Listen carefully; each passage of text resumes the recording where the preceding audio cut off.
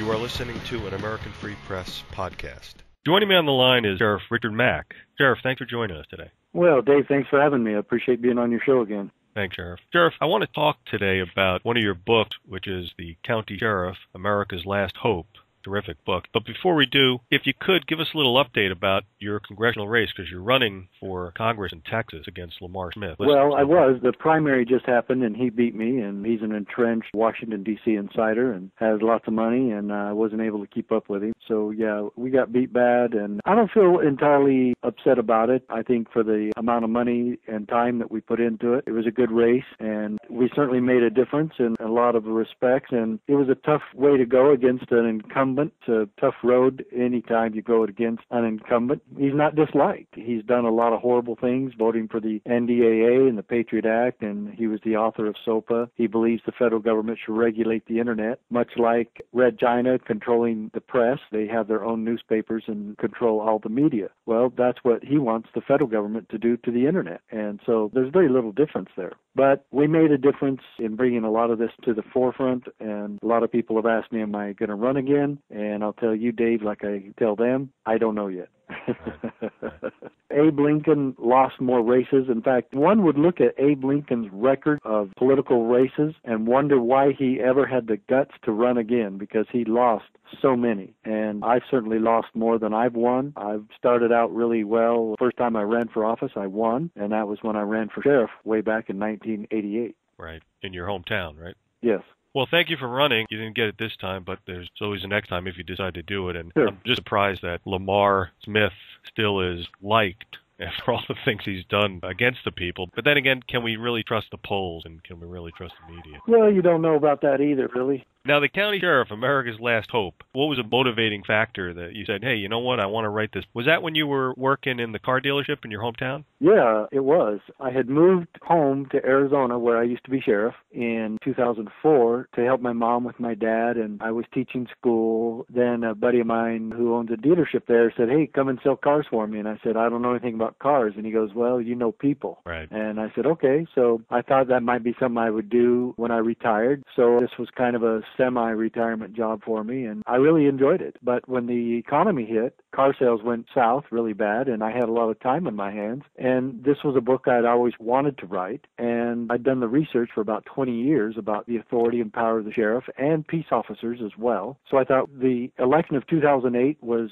extremely depressing and discouraging to me personally and to our country. What I did when I looked at the 2008 election between McCain and Hillary Clinton and Obama is that it seemed to me that we were watching America die. Right. And I've always been a very optimistic person. I'm a very happy guy. I love life. I love my family. I love my grandkids. I just enjoy life. And so I thought, you know what? I'm not going to let these guys running for office destroy my country without going down fighting. So I said, there is hope. And that's the main thing, Dave. With this sheriff movement and with this oath of office movement and with this constitutional movement, I believe that it offers a very legitimate and palpable hope that we can take America back, county by county, sheriff by sheriff, state by state. And it just doesn't have to be the sheriff, but the sheriff is the ultimate authority in the county, and the book spells that out in very explicit detail. I'd love to have county commissioners involved with this process, and city councilmen, and state legislators, and governors, and any public official can be part of this. Even members of the school board, for heaven's sakes, have an obligation to stand for freedom.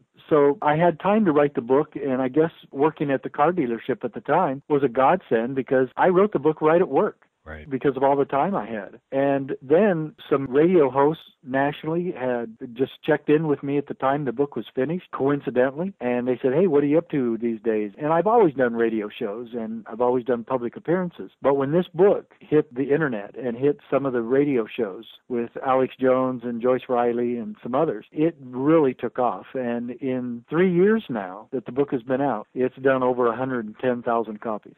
Wow. Every American should read this book. And the reason is because you must know what the sheriff is, and you must know what he does and what he's supposed to do, because he works for you. And if you don't know what he's supposed to do, then how's he going to know? He works by, for, and of the people, and he's the only elected law enforcement officer anywhere in the United States.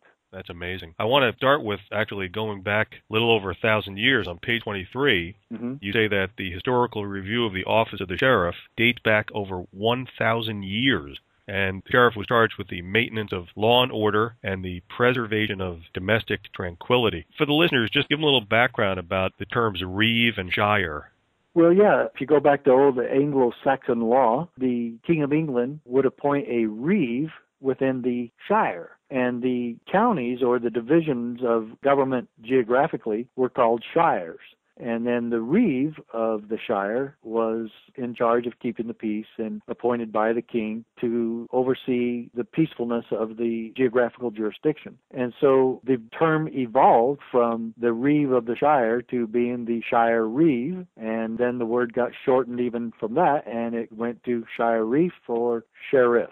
And that's where the word sheriff comes from, is the old term of the reeve of the shire. That's amazing. And so, yeah, it's a neat historical trivia, and I really like it. But philosophically, the shire of the reeve was in charge of keeping the peace, just as the sheriff is today. Amazing history. You say on page 24 that, and you mentioned this just a bit ago about the power of the sheriff to represent the people. You say here, the sheriff and the governor are the only state officials who have the authority to call out citizen volunteers in such a manner. I never knew that. Yeah, the posse. You can look at all the old Western movies where you see the sheriff saying, hey, we got to go get the hole-in-the-wall gang, Right. Butch Cassidy and the Sundance Kid. And sometimes the sheriff didn't have much luck telling them to get going. But be that as it may, the sheriff had the authority to command, not just ask, but command the local citizens to get involved in this process. And now it's been called a lot of things, but militia or posse or citizen volunteers, you can call it whatever you want. But the concept is still one and the same. The word posse means power. And so power of the people, posse, people, the same thing.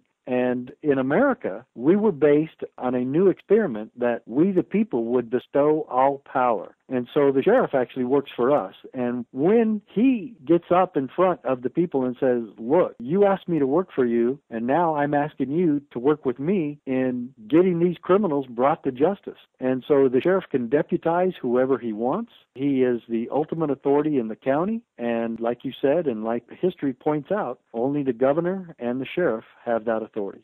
And the sheriff is the ultimate authority in the county, even over the federal government. Correct. There's nobody that supersedes the sheriff, and it goes back, one, to the historical perspective of the office of sheriff, and it also goes back to, remember, we the people bestow all power in the government known as the American Republic. So if that is true, and it is, then the sheriff is the most powerful position in law enforcement within the county because he is the only one that is elected by, for, and of the people where all power comes from. So it stands to reason his office is the most powerful of any law enforcement officer because he's not a bureaucrat. And he doesn't report to a bureaucrat. And he doesn't get his job by committee. He gets his job by, for, and of the people who bestow all power within our form of government. And so the sheriff, therefore, is the most powerful position because he's the only one that reports directly to the power source, we the people. That's beautiful stuff. I didn't know the etymology of posse. That's great. That's another tidbit that, you wouldn't think. I wouldn't think that posse meant what it means. It's incredible. Of course, this all ties into your views about today. And on page 25, the chapter Political Correctness, you say that the regrettable catastrophe that we are all now a part of is the fact that our American Republic has been replaced by a corrupt system of political correctness. And you say in that paragraph, at the end of the paragraph, you cannot have huge government and abundant freedom simultaneously. Now, I'm sure that a lot of people would agree with what you're writing. I know I do. And really, if anyone just takes the time to pay attention to what's going on, they can see that there are problems with the way that the founders set up our republic initially and the way it is now. But I want to talk about some real-life examples to illustrate that. On page 27, the headline of this chapter is The Real Criminals. Tell listeners a little bit about who Jennifer Long is. Well, when you say real criminals, the first thing I thought of course, is what the chapter deals with, and that is the very first line is IRS employees. Yes, right. You say that on page 28 that the truth of the matter is that the IRS should never have been in existence in the first place. There should be no tax on incomes, and the 16th Amendment, which supposedly authorized Congress to do so, was never ratified by the states. Now, you hear a lot about people saying, well, the IRS is illegal, income tax is illegal. It really is then? Yeah, if you look at a guy by the name of, I think, Bob Benson and also Red Beckman, they actually traveled to every state in the Union. And they checked the records to see if the 16th Amendment was actually passed by every state legislature, and it simply was not. It wasn't. And they've got documentation. I've seen the documentation that these guys have put out, and plain and simply, it did not happen. In order for the 16th Amendment to have passed, 3/4 of the states had to agreed and pass legislation supporting it. That's according to the Constitution. Correct.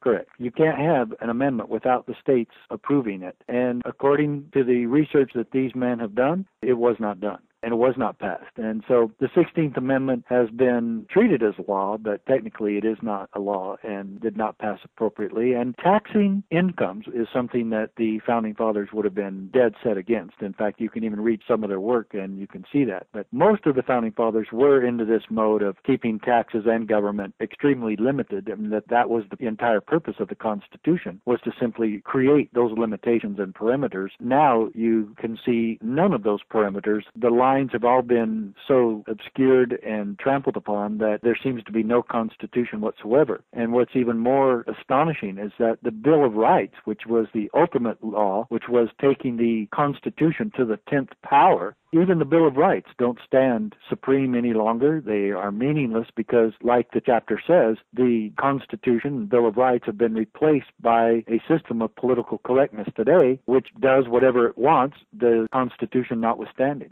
I got a stupid question before we get to Jennifer Long. Okay. It's very clear, as you just explained, that according to the United States Constitution, in order for an amendment to be approved, it has to be ratified by 3/4 of state legislatures. That's very clear. There's no disputing that. Correct. How did they move forward with the 16th Amendment knowing that they violated the Constitution, or not even violated, that they did not fulfill the requirements of the Constitution? How did they get away with it? It's the same way that Congress gets away with so much unconstitutionality today. And let's look at the budget. Let's look at $16 trillion in debt. All that's illegal. All that's against the Constitution. How do they pass 2,100 pages? 2,100 pages of a Barack Obama health care plan that Congress never even reads, let alone passes appropriately. They get away with so much that it just kind of is accepted by the people. And so how exactly the 16th Amendment got forced onto us, in fact, I think it was this simple. They said, well, the states ratified it, and none of the states objected, and so it went through. And why? Because our lawmakers, who believed themselves to be kings, simply did it, and it passed.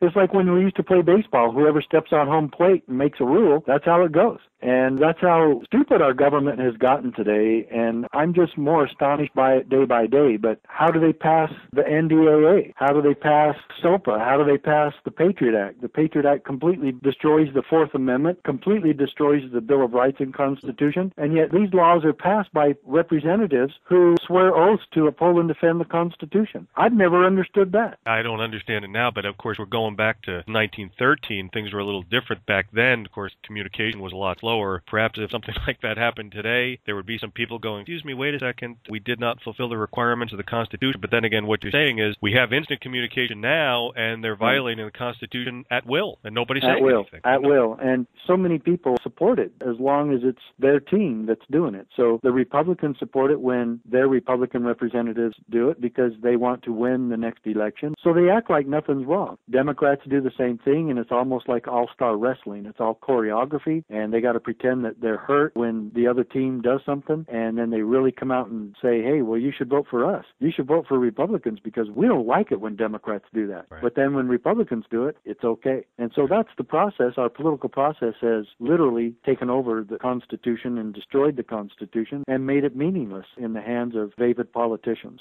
You're absolutely right, unfortunately. All right, Jennifer Long. Okay, Jennifer Long, one of my favorite IRS agents in American history because she was a whistleblower, and Joe Bannister is another one. Joe Bannister quit the IRS because he started investigating on his own time the IRS itself, and he submitted his report to the IRS, and they fired him, told him, well, you better resign then. They never answered his questions or concerns or presented his concerns to the American people and said, oh, this is the truth about this, and he made a mistake. Jennifer Long testified before Congress in 1997, before the United States Congress, that the IRS, as an organization, routinely fabricated evidence against American citizens who they knew could not afford to defend themselves financially. And so they would create this bill to citizens like you and me, send the bill and say, you owe us $6,000. They did it to my father 2 years after he retired from the FBI while he was a part-time law enforcement instructor at a community college in Arizona.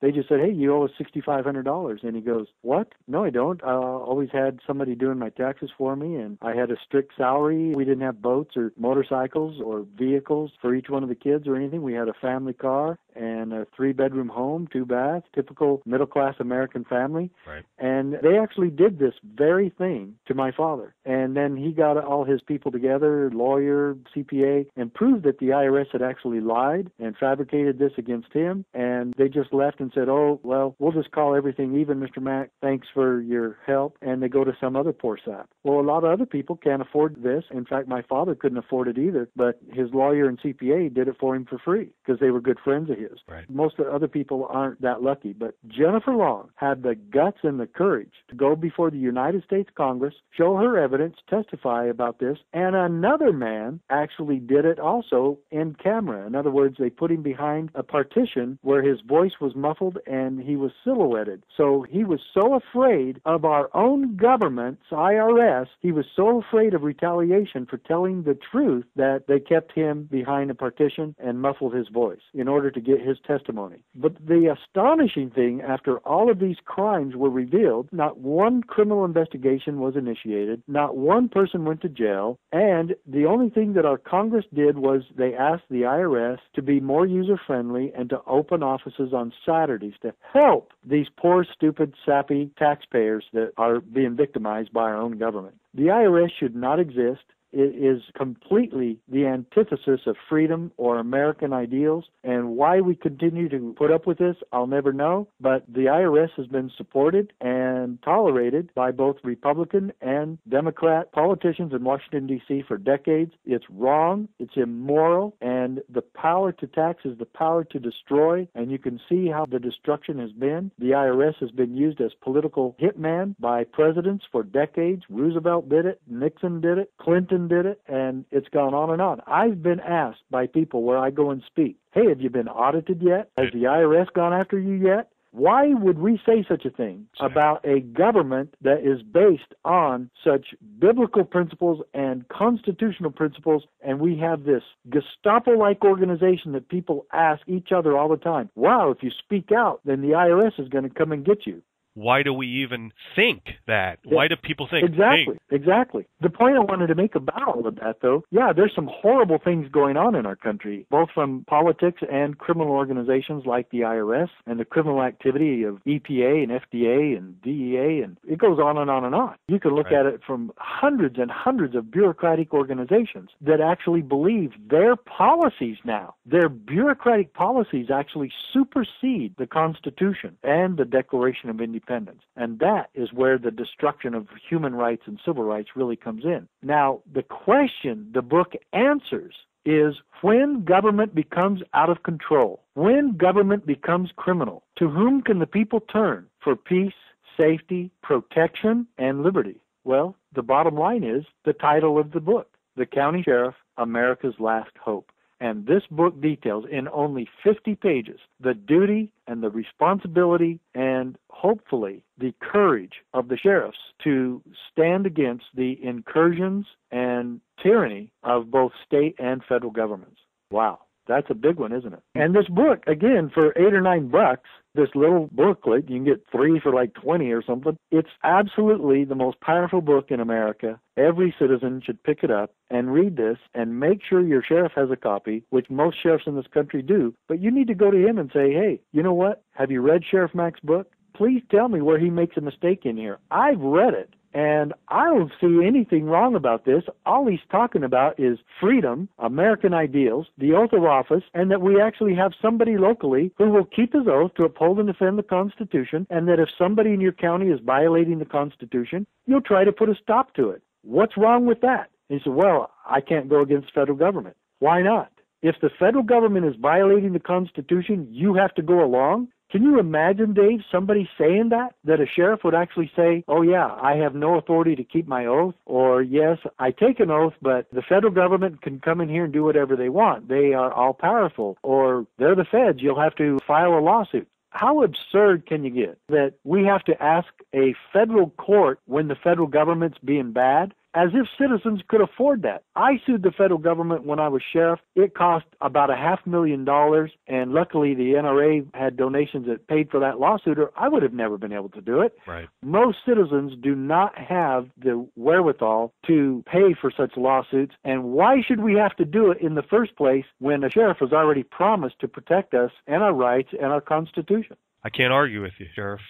When Jennifer Long testified in front of Congress, yeah, and that other fella did, and he had to be shrouded like you see in the TV shows. You say here on page 27 that had only happened one other time in history where someone had to be hidden testifying in front of Congress, and that was for the mafia. Yeah, the Cosa Nostra. Yeah, and I said any parallels drawn between the two, the IRS and the Cosa Nostra, will be simply coincidental. Right. And then the other amazing thing, and you mentioned it, was that you would think after Congress heard this testimony from these people that they would be like, what? IRS, get over here, straighten out. You don't do that. But instead, like you said, they did nothing. They did nothing. Yeah, they did this big dog and pony show, then did nothing about the crimes that were actually testified about, again, from employees of the IRS. Now, you met former Senator Trent Lott, and you brought this up to him, and what did he say?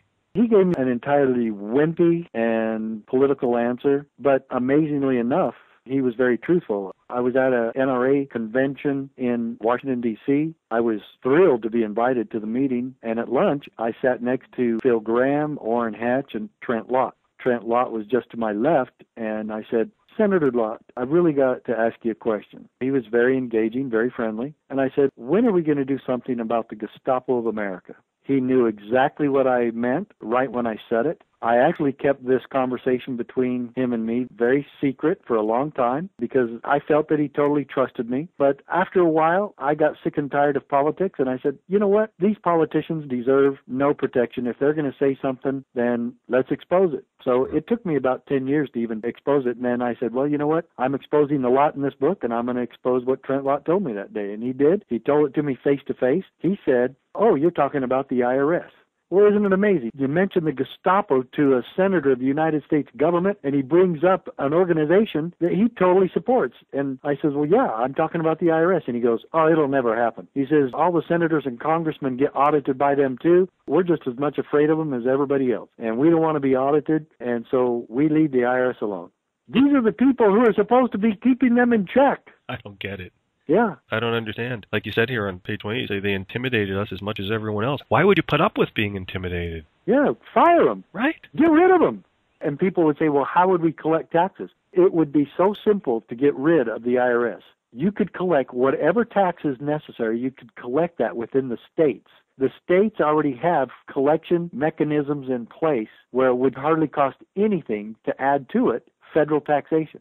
And then the states would pass on to the federal government whatever they need. If we allow that to occur in America is absolutely. That's why it's so important that America has somebody like you to represent the ideals and the law. It would seem to be something that's common sense. It would make sense that you would want somebody like you to be there versus somebody like, in this case, we were talking about earlier, Lamar Smith. That's why I can't figure out the whole thing. I know that most citizens are proud of the history of the country. They're in awe of the founders, and they respect the Constitution. But to allow it to be degraded, I mean, there's a lot of other words for it, but it's just a shame. It is. We're paying for our own demise.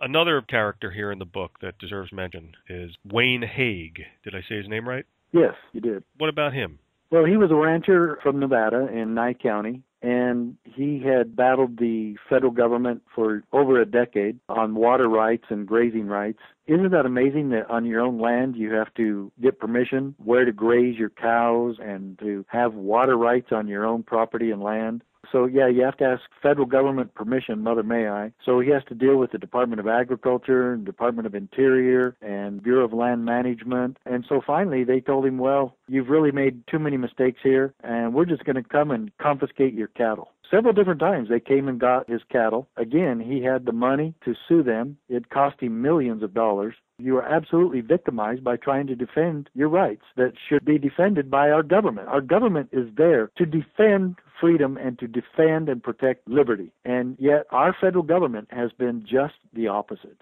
And I say this in the book. The greatest threat to our God-given American liberty is our own federal government. And people have said, even worse than terrorists? Come on, you got to be crazy. You're saying the federal government is worse than terrorists? And I said, well, tell me the last time any terrorist came in and confiscated property, came in and destroyed lives and put people in prison for nothing, and created, as the IRS, created and fabricated crimes against citizens, and created and fabricated evidence against citizens, and destroyed their fathers and sending them off to prisons, and confiscate guns and take away human dignity. I can fight somebody flying planes into buildings, but I can't fight a government that fabricates evidence and that continuously destroys our Constitution. The terrorists do not destroy our Constitution. The people destroying America are not terrorists. We can fight them. We can get on the ground and fight them. What you can't fight is somebody who thinks he's a king, who is constantly and perpetually destroying freedom and liberty. That's where the real threat is in America. The people destroying America and destroying the American dream live in Washington, D.C. Right. It's impossible for a terrorist to affect the U.S. Constitution. Correct. Wayne Hague ultimately, finally, won in court after about 13 years. He had already died. Oh. His children had carried on the case, and he finally won in court after 13 years. Now, some people say there's no way you can get justice after 13 years because it is literally impossible, especially if they don't refund all the money you've put into such a battle. He did not get the money back that he put into it. In fact, he dedicated his life to it, but also his Sheriff Tony DeMeo, finally told the federal government, look, if you come in here to take his cattle again, I'm going to arrest you. The federal government got all huffy about it and said, well, if we have to, we'll send in a SWAT team to protect the confiscation of the cows and to ensure the confiscation of the cattle. And the good sheriff says, well, I wouldn't do that if I were you. I've got one too. They backed off? Well, yes, they did. We've seen that time and time again. When sheriffs have taken a stand, the federal government does back off. And I guarantee you, the federal government does not want to fight with sheriffs. They know what the power of the sheriff is. First of all, they want to get along with the sheriffs, and most sheriffs want to get along with the federal government. When I was sheriff, we wanted to fix a bridge that was washed out in our county from a rain, and the Army Corps of Engineers told us we couldn't fix it. The county, after a year of not getting anywhere with the federal government to fix the bridge, voted unanimously to fix the bridge. Then the Army Corps of Engineers said, we will arrest you, the county commissioners. They threatened to arrest them for simply taking care of a bridge and putting it back to where it was before the flood. And they said, we'll also arrest all the employees, and we'll fine the county $50,000 a day for every day that you're trying to fix the bridge. So all these threats were made, and so I called the Army Corps of Engineers in, and there was 3 or 4 of them, and I said, look, I'm the most peaceful, loving guy in the world. I've never hurt anybody in 20 years of law enforcement. I don't want to be a bad guy, but I'm telling you, if you interfere in any way with these workers fixing the bridge, or if you try to arrest the county commissioners, I will arrest you. Wow. And so that was it. The bottom line was we fixed the bridge. Nobody was arrested. The county paid not a single dime in fines, and the citizens were served, and the bridge was taken care of so that people could egress and ingress into their homes and schools and into the community like you're supposed to. The federal government tried to get in the way of progress and of us taking care of the citizens, and when that happens, local officials need to stand together and make sure you put the federal government in their place. Right. Yeah, and I guess the ultimate irony of all this is that, as you've mentioned in this book and your other books, that the whole reason why this country was set up was because of the abuses of King George. Yeah, and we're duplicating them. In fact, we're not just doing the same things, we're doing even worse things. Cruel and unusual punishment, as mentioned in the 8th Amendment of the Constitution Bill of Rights, was something that was specifically designed to stop King George III abuses. And now we do them today like, oh, well, it's no big deal. We can do whatever we want because we're the government and we're the new kings of Washington, D.C. And you mentioned the part where it says government can't be big and freedom still be abundant. And so if you look at Washington, D.C. and how huge and humongous the bureaucracies have become there, you have to know that freedom has been diminished to a great degree in this country. And now we've got to take it back. And the way we take it back is mentioned in this book, The County Sheriff, America's Last Hope. If we do not get sheriffs keeping their oath and keeping their word to do one simple thing, just keep your word and defend the citizens and defend freedom and defend America within your county. That's all we're asking you to do. Yes, you still have to prevent crime and detect crime and do investigations and do search and rescue and serve papers and run a jail. We understand all that. Any sheriff can do that. But what we're talking about now, will you stand for America and will you stand against tyranny? That's really the ultimate question here. And if sheriffs don't do it, America will die. Sheriff Mack, you're a great man, a great American. I want to thank you for the time you spent explaining all this to the listeners and looking forward to speaking to you again. Well, thanks a lot. Same here.